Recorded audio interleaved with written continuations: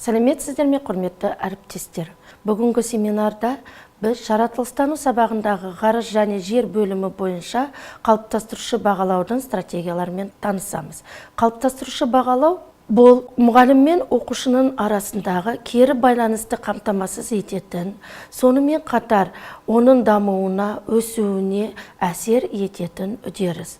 Қалыптастырушы бағалауды мұғалім бастамас бұрын оқушыларды бағалау критерияларымен, сонымен қатар дескрипторлармен таныстыруы тиіс. Бағалау критериялары, дескрипторлар оқушыларға нақты және тиімді болуы керек. Қалыптастырушы бағалау оқытудың бір ажырамас бөлігі болып келеді. Ол жеке жұмыс емес, ол және тестілеу жұмыстары ретінде қарастырылмайды. Осы семинарда біз ғарыш және жер бөлімі бойынша қалыптастырушы бағалау стратегияларымен таныстырамыз. Осы бөлімде мынандай оқу мақсаттары берілген. 1.4.2.1 астрономияны ғылым ретінде сипаттау, 1.4.2.3 жекелеген ғарыштық денелерді анықтау және сипаттау, 1.4.1.1 жердің пішінін оның моделі ретінде сипаттау. Осының ішінде қазіргі сіздермен қарастыратын оқу мақсаты ол 1.4.2.3 жекелеген ғарыштық денелерді анықтау және сипаттау. Бұл оқу мақсатына жету үшін оқушыларға мынандай тапсырма беріледі. Оқушылар күн жүйесіндегі ғаламшарлардың өлшемдерін жіп арқылы өлшеп, оның өлшемін анықтап диаграммаға түсіру керек. Бұл жұмыспен 3 топ айналысады.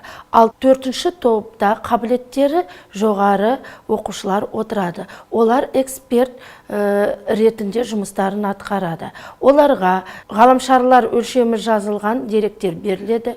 Олар оны өсу ретімен орналастырады. Және жұмыстың соңында өзінің жасаған жұмыстары мен топтардың жұмыстарын салыстырады да оларға кері байланыс береді. Өткен сабақта біз сендермен күн жүйесіндегі ғаламшарлар туралы айтқан болатынбыз.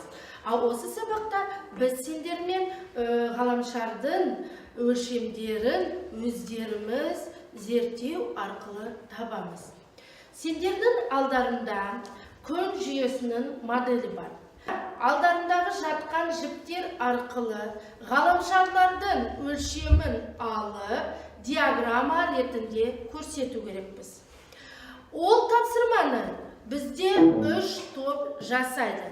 Ал мына топтағы отырған қыздар, ол біздің эксперттеріміз болады. Осы тапсырманың соңында бұл қыздар сендерді қаншалықты бұл тапсырманы дұрыс орындағанын тексереді. 3 топқа жұмысты бастауға рұқсат.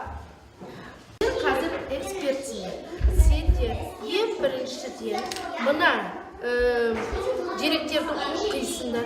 Осы деректердегі берген сандарды, оның барлығын өсу ретімен орналастырасыңдар. Яғни, мына жерде бізде ғаламшарлардың өлшемі беріліп тұр.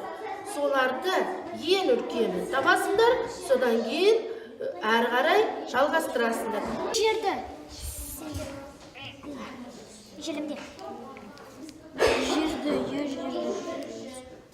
бұл Юпитер. Юпитер? Я. Керек о жер. Ну, Юпитер. Уран. Уран. Әлия жерінде.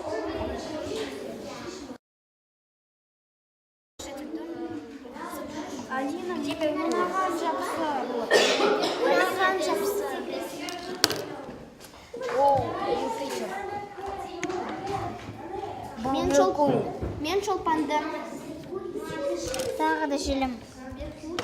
Кім өлшеді? Ол оны Алина өлшеді. Мені. Мен күнді өлшедім.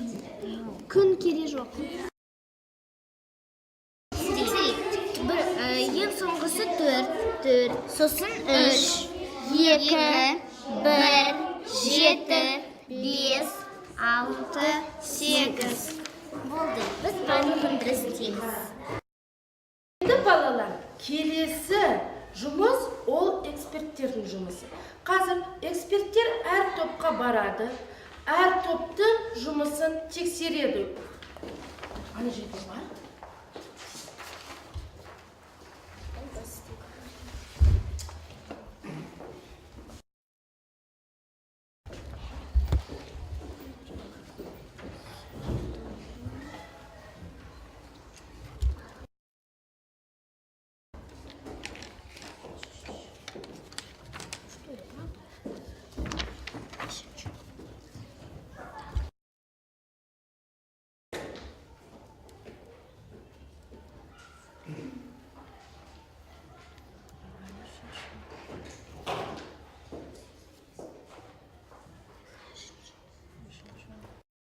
Al енді балалар, келесі сөз эксперттерге береміз.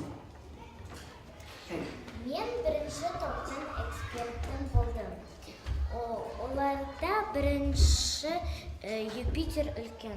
Оларда екі қате бар. Ол қателесті Уран және Нептун планеталарда қателесті. Жақсы, Саша. Мен екінші топтан эксперт.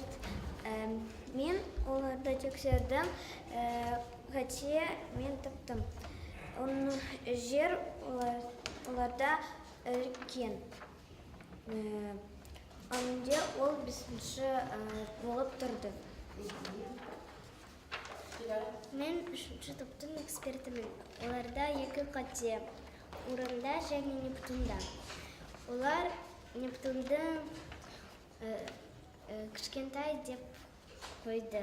Келесі тапсырма 1-4-1-1 оқу мақсатына негізделген. Оқу мақсаты жердің пішінін, оның моделі негізінде сипаттау. Бұл жерде оқушыларға нұсқаулық бойынша тапсырманы орындау ұсынылады. Ең біріншіден оқушылар Қазақстанның шекарасын, онымен қатар оның көршілес елдерін анықтау тиіс. Одан кейін оқушылар өз беттерімен Қазақстан картасымен және жердің дәл үлгісі глобуспен жұмыс жасайды. Бұл жұмысты жасап болғаннан кейін оқушылар өздерінің жұмыстарын бағалау парағы арқылы бағалайды. Бұл жерде оқушыларға 3 жұлдыз берілген, олар оны түстермен бояйды. Егер оқушы барлық жұмысты дұрыс жасаған болса, онда ол оны жасыл түспен бояйды. Егер оқушы бұл жұмысты жартылай орындайтын болса, онда оны сары түспен бояйды. Ал егер оқушы бұл жұмысты көбін орындамай түсінбейтін болса, онда оны қызыл түспен бояйды. Ең соңында оқушылар бұл жұмыс туралы өздерінің пікірлерін айтады және өз-өзін бағалайды. Өткен сабақ бойы біз сендермен жер ғаламшары туралы айтқан болатынбыз. Біз сендермен біздің еліміз қайда орналасқаны туралы айттық. Оның көршілес елдерін белгіледік. Осы қазір келесі тапсырманы біз сендермен сол тақырып бойынша орындаймыз. Осы жұмыстың бағалау критериялары қандай? Кім оқып шығады? Алина Искакова. Бағалау критериялары өз тұратын елдің орнын анықтайды. Көршілес елдерді көрсетеді. Жақсы. Ал жұмыстың соңында біз сендермен тағы балалар осы дескрипторларға сүйене отырып өз-өзімізге шешім шығарамыз. Динара, қандай дескрипторларға біз сүйену керекпіз? Біз шекараны анықтайды, еліміздің атауын жазады, кем деген 3 көрші елді көрсетеді. Осы дескрипторларға сүйене отырып, келесі тапсырманы орындау керекпіз. Ал ол үшін сендерде көп қағазда нұсқаулық бар. Ең бірінші нұсқаулықты барлығымыз оқып шығайық.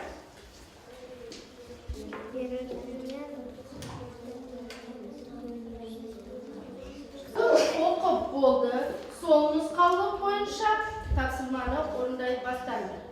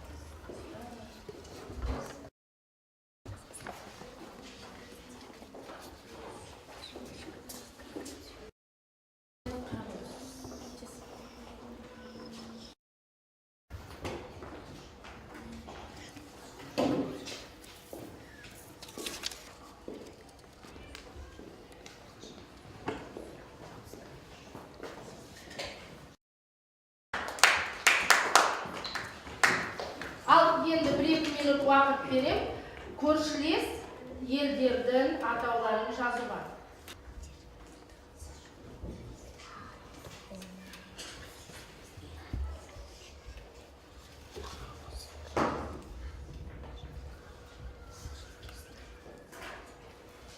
Ал енді балалар, барлығымыз осы істеген жұмысымызды мына суретке қарай отырып тексереміз.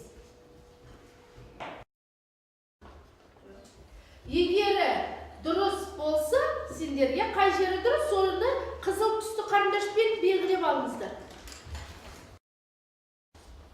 Ал енді балалар, сендердің алдарында мынандай қима қағазы бар. Бұл қима қағазында бізде жұлдыздар бар.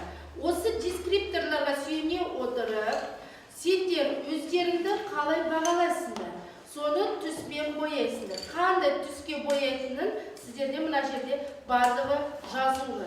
Сосын өздерінің пікірлеріңді айтасыңдар. Өзінің шешімін кім айтады? Қандай түске сендер боядыңдар? Алибек?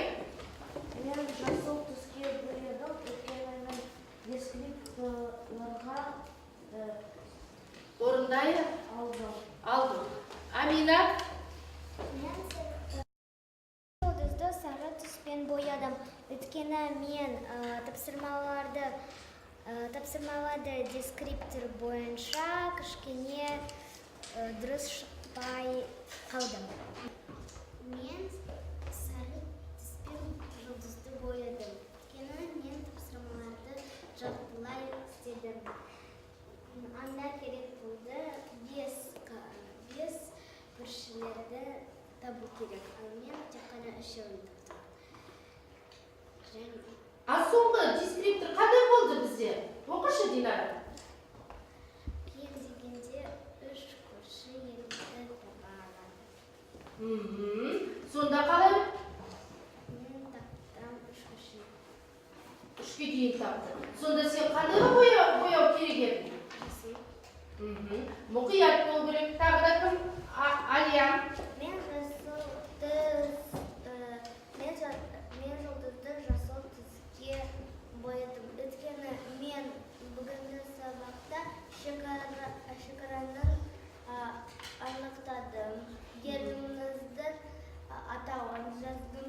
Және кем деген көрші елді көрсеттім. Жақсы. Балалар, міне ортаға қарайтын болса, бізде Қазақстан картасы. Біз өткен сабақта сендермен Қазақстан елінің қандай көршілері бар екенін білдік. Қазір біз сендермен ол туралы ойын ойнаймыз.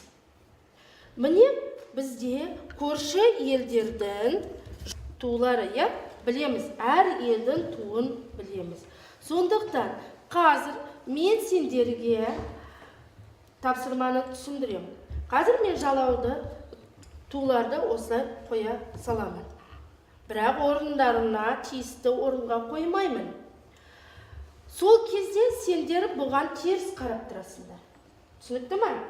Қол соққан кезде алға қарайсыңдар.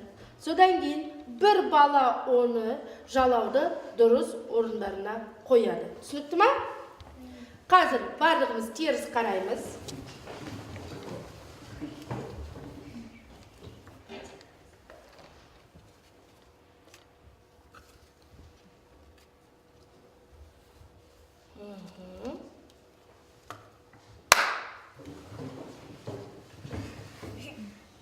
Амина, қанеки, жалаударды орнына қоя қой.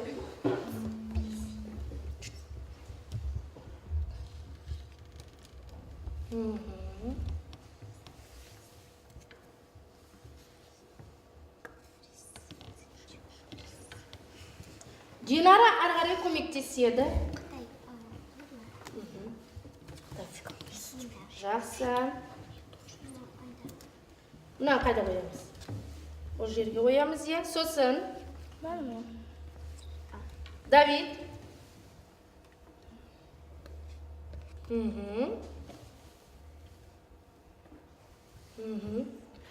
Ал Қырғызстан бізде дұрыс тұрды ма? Жоқ. Оны қай жерге қою керекпіз? Киара? Қырғызстан.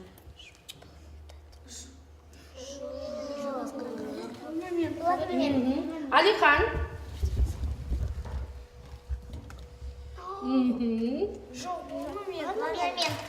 Сержан?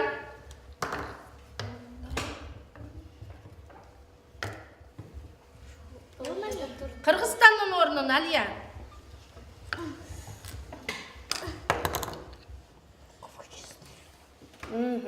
Қалай ойлайсыңдар енді? Дұрыс па? Иә. Дұрыс. Жақсы. Ал енді тағы да бір рет теріс қараймыз.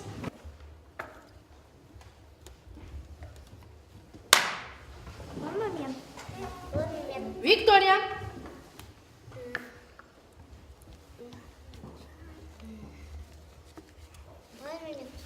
Лана.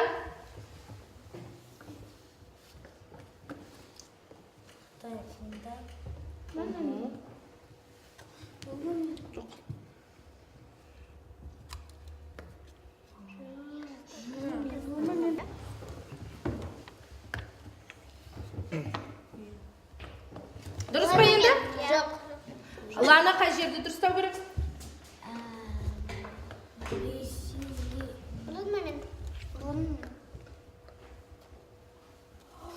Жоқ, болады мен. Болады мен.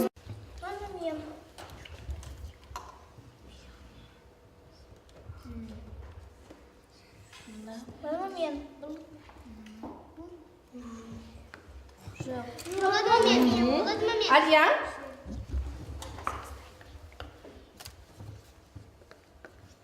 Енді дұрыс па? Иә. Жақсы. Тағы да бір рет ойнаймыз, я? Қанеки теріс қараймыз.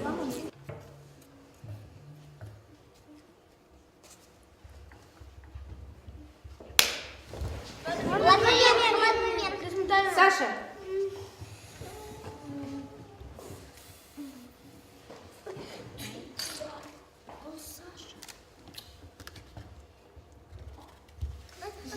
Алина. Ары қарай.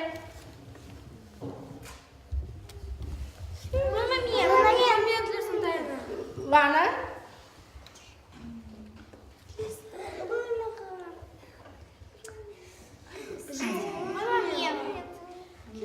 Киара, сен қалай ойлайсың? Енді дұрыс па? Иә. Жақсы. Қалыптастырушы бағалаудың әдістерін оқытудағы кез келген кезеңінде жүргізуге болады. Ол оқытудағы таныстыру барысында, тапсырманы орындау барысында, немесе сабақтың соңында жүргізуге болады. Қалыптастырушы бағалауды топтық, ұжымдық және жұптық жұмыс барысында көруге болады. Назарларыңызға рахмет.